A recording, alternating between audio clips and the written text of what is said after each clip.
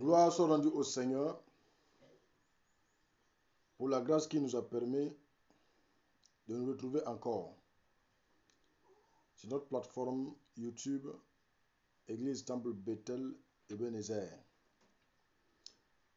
Nous vous saluons tous dans le précieux nom de notre Seigneur, tout en espérant que vous portez bien. Nous aussi, par la grâce de Dieu, on se porte bien. Voilà, aujourd'hui, la grâce de Dieu nous a permis d'avoir un thème pertinent. Alors, et le thème de notre message dira ceci. Je suis musulman. Pourquoi devrais envisager devenir chrétien? Je suis musulman. Pourquoi dois-je devenir chrétien? Vous voyez? Tout d'abord, nous le disons à tout moment,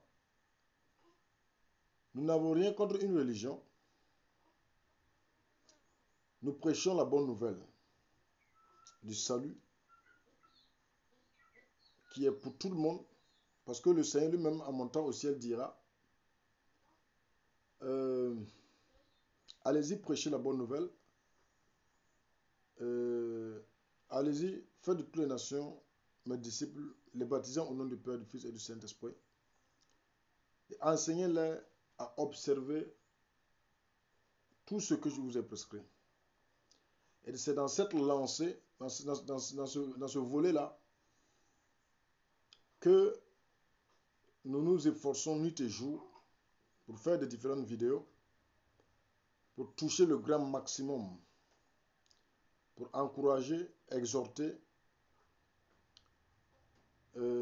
montrer la voie à suivre à nos frères. Vous voyez? Nous suivons souvent la religion pratiquée par nos parents ou dans notre coutume ou dans notre culture, si vous voulez, qu'il s'agisse de l'islam, du bouddhisme, du judaïsme, du catholicisme. Mais quand nous nous tiendrons devant Dieu au jour du jugement, chaque personne, de manière individuelle, devra rendre des comptes séparément pour avoir cru ou non à la vérité de Dieu. Mais, avec tant de religions, où est la vérité? Jésus, lui, il dira ceci. Jean 14, 6, que tous connaissent. Jésus lui dit, c'est moi qui suis le chemin, la vérité et la vie. Nul ne vient au Père que par moi. Nul, aucun, personne ne vient au Père que par lui. Alors,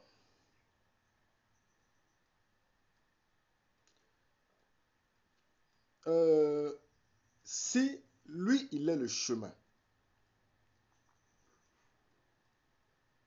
il est la vérité et il est la vie, et que nul ne peut aller au Père que par lui, attention, nous devrons faire attention à cette personne.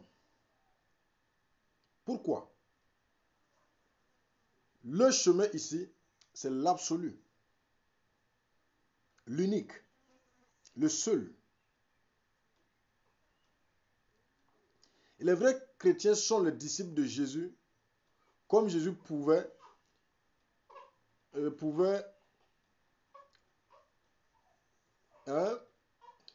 les vrais chrétiens sont les disciples de Jésus. Voilà. Et c'est les vrais chrétiens, les disciples de Jésus, qui vont avoir part avec Jésus dans son royaume. Vous voyez?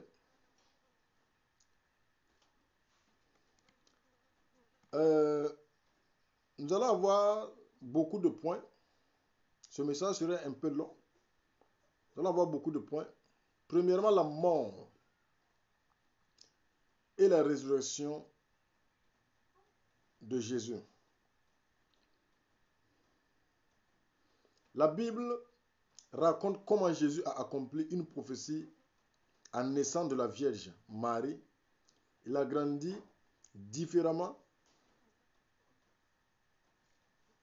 de tous les autres hommes, à ce qu'il n'a jamais péché. Selon 1 Pierre 2, le verset 22. Vous voyez?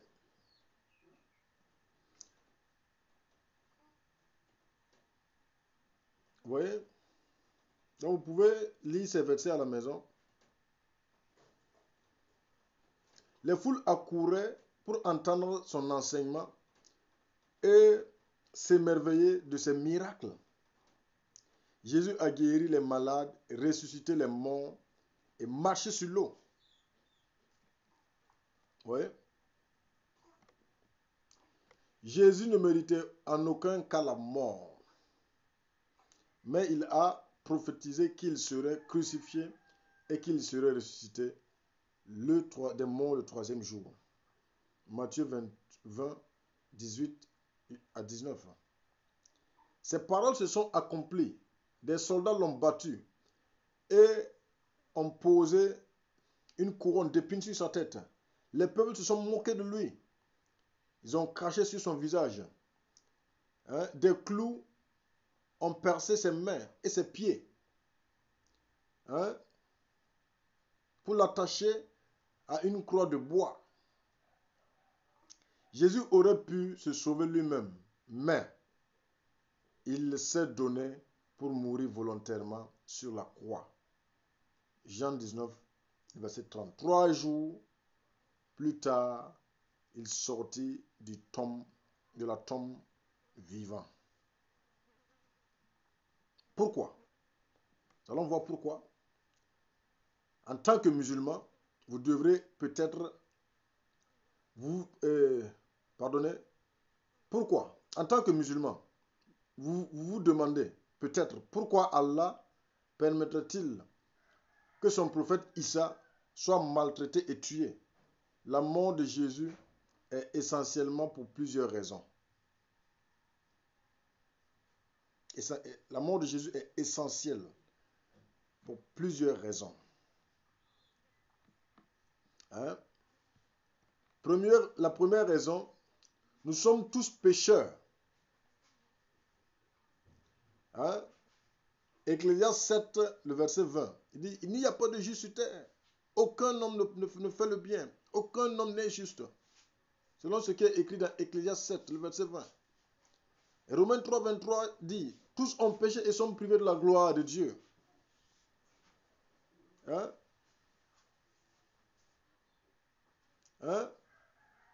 Donc vous voyez, qu'il s'agit de ne pas honorer nos parents, de mentir, de ne pas aimer Dieu de tout son cœur, ou de ne pas croire en sa parole, nous avons tous péché contre lui d'une manière ou d'une autre.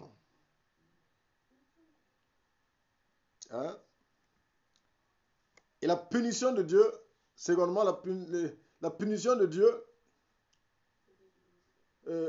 pour les péchés ou les pécheurs, c'est la mort. En effet, Romains 6, 23 dit, en effet, le salaire du péché, c'est la mort. Vous voyez? Dieu répand sa colère sur les pécheurs, incroyants, en le séparant à jamais de lui, en enfer. Oui.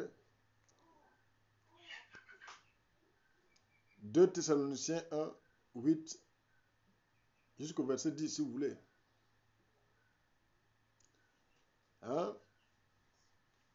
Dieu,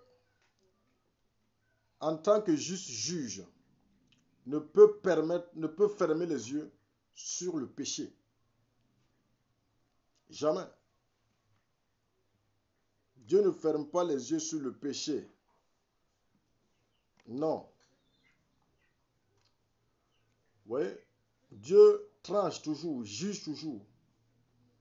Alors, nous ne pouvons nous sauver nous-mêmes par nos bonnes œuvres. Chers musulmans, nous ne pouvons nous sauver nous-mêmes par nos bonnes œuvres. En effet, c'est par la grâce que nous sommes sauvés, par le moyen de la foi. Et cela ne vient pas de nous, c'est le don de Dieu. Ce n'est pas par les œuvres afin que personne ne se glorifie. Vous voyez? C'est la différence fondamentale entre le christianisme et l'islam. L'islam enseigne qu'une personne peut entrer au paradis en respectant les 5 piliers de l'islam. Enfin, si possible, que ses bonnes œuvres pèsent plus lourd que les mauvaises. Vous voyez? Le Dieu de la Bible va nous enseigner que toute notre justice est pareille à un habit taché de sang. Ésaïe 64, verset 5. Un seul péché suffit à nous de rendre, un seul péché suffit à nous rendre coupables d'avoir violé toute la loi de Dieu. Jacques 2, verset 10. Les hommes pécheurs ne peuvent rien faire pour mériter le ciel. Oui. Alors, j'attends vos questions. Dieu a sacrifié son Fils pour les péchés. En effet, Dieu a tant aimé le monde qu'il a donné son Fils unique, afin que quiconque croit en lui ne périsse point, mais qu'il ait la vie éternelle.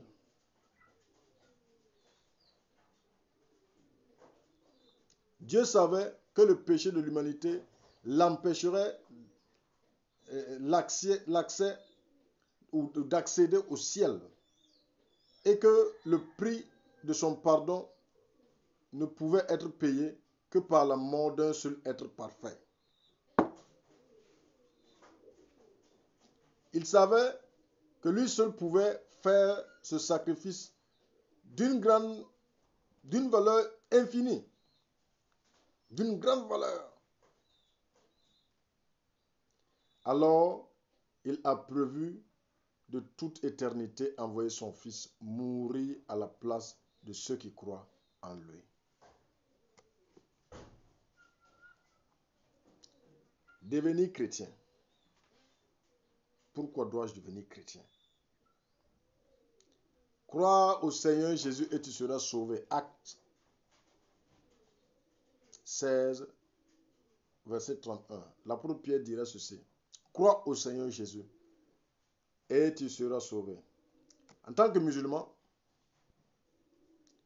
vous direz peut-être, mais je crois en Jésus. Je crois qu'Issa est un enseignant de la vérité, un grand prophète, un homme de bien. C'est bien. Mais en vérité, vous ne pouvez croire en lui, vous ne pouvez croire en ses enseignements, vous ne pouvez croire qu'il est un vrai enseignant, un enseignant de la vérité, tout en niant l'enseignement selon lequel il est le seul chemin, la vérité et la vie. Vous voyez? C'est l'hypocrisie. Vous ne pouvez croire qu'il était un grand prophète tout en rejetant sa prophétie concernant sa mort, sa résurrection le 3e jour. Luc 18, le verset 31 jusqu'au verset 33. Vous ne pouvez admettre que Jésus était un homme de bien sans accepter sa revendication d'être fils de Dieu. Luc 22, 70, Jean 5, 18 à 47. Vous ne pouvez envisager de devenir chrétien sans comprendre que la foi chrétienne exclut toutes les autres religions. Acte 4, 12. En conclusion, ce que je peux dire, c'est que c'est l'hypocrisie que vous faites. Vous ne croyez pas en Jésus. Hein? La conclusion inévitable est soit Jésus a porté vos péchés sur la croix, soit vous les porterez en enfer. Soit Jésus a porté vos péchés sur la croix, soit vous-même vous allez porter vos péchés en enfer. Vous allez payer le prix en enfer. Puisque aucun être humain ne peut faire assez de bien pour pouvoir mériter le ciel. Aucun être humain ne peut faire assez de bien pour pouvoir mériter le ciel. Vous voyez? Celui qui croit en Jésus a la vie éternelle. Celui qui ne croit pas en Jésus ne verra pas la vie, n'a pas la vie éternelle, mais la colère de Dieu reste au contraire sur lui. Selon ce que Jésus lui-même va dire dans Jean 3, 36. Hein? Alors, question. J'attends vos questions. Alors que vous découvrez la Bible, voilà, puisque Dieu touche votre cœur pour que vous vous détournez de vos péchés et vous confiez en Jésus, vous pouvez répondre hein, par une prière comme celle-ci. Souvent, vous entendez ces genres de prières à la télé par des pasteurs. Ou si vous voulez, je peux vous aider avec cette prière, vous allez la faire. Pour devenir enfant de Dieu, devenir chrétien, disciple de Jésus. Hein?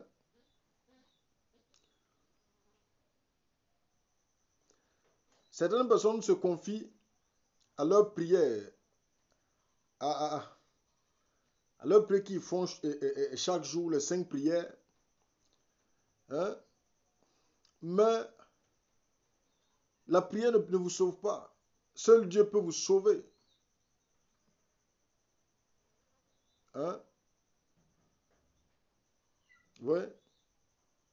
Seul Dieu. Pas les 5 prières que vous faites par jour qui peut vous sauver. C'est seul Dieu qui peut vous sauver.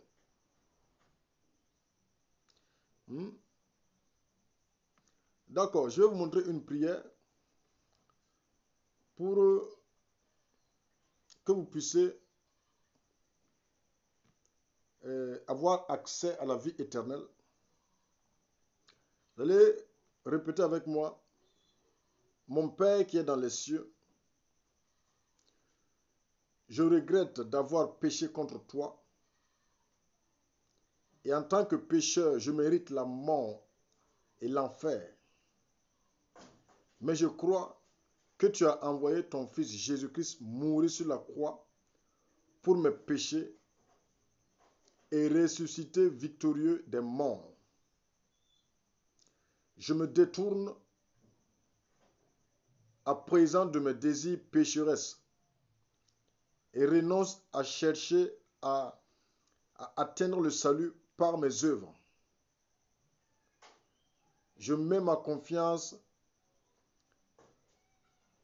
en Jésus-Christ, le seul chemin, le seul sauveur des pécheurs. Je t'ouvre mon cœur et je te reçois comme Seigneur et Sauveur.